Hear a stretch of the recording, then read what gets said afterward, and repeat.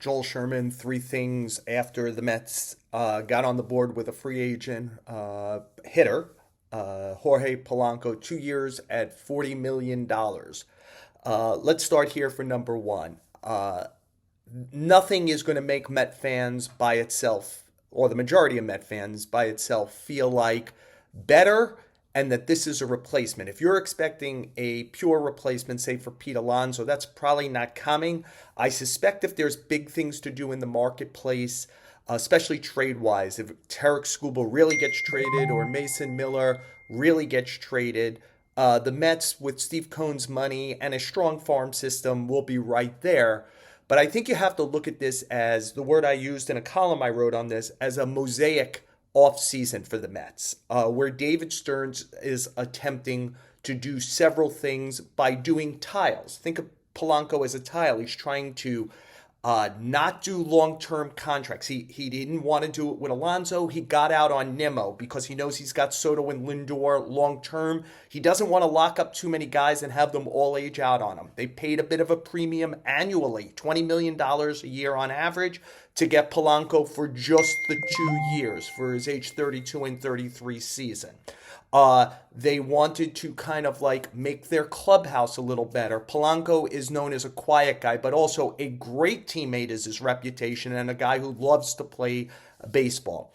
If you believe the injury to his knee was mended with surgery after the 2024 season, he really held off having the surgery for a while. He followed it with his best offensive year. It's an offensive year that looks a lot like Brandon Nimmo's, not Pete Alonso's, in like slash line, 26 homers compared to 25 for Nimmo. But he's a very good offensive player. And I'll go to number two. The one thing that came up a lot in his post season, right after the season press conference for David Stearns, and he's kind of taken some jibes on it, is the words run prevention. Polanco, the Mets are planning to play Polanco at first base a lot. There's going to be DH, there's going to be second base, there's going to be third base. But Polanco has literally not played one professional innings, major leagues or minor leagues, at first base. Now, the Mets believe because he's an infielder, he's going to be able to do it. But they probably are saying something about what they truly feel Pete Alonso's defensive skills are if they think Polanco will be an improvement upon that, right? Because he's never done it. The Mets think he can do it. It will be fascinating if he does. Number three.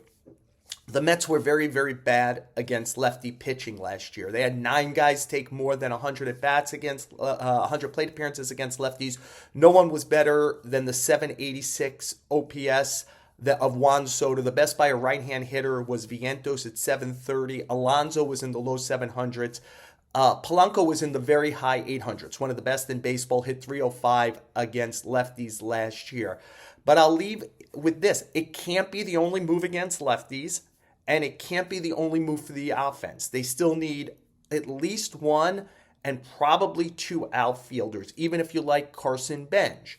They probably need another right-handed bat, even if you think that Francisco Alvarez is going to get better. They need another infield bat who can play first base, even if you think Brett Beatty at third base kind of broke out last season and is good.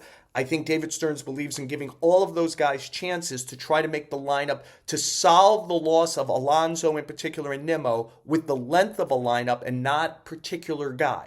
So again, what I would leave you with is thinking of it as a mosaic. Polanco is a tile, but the Mets are still a lot of tiles short so far this offseason.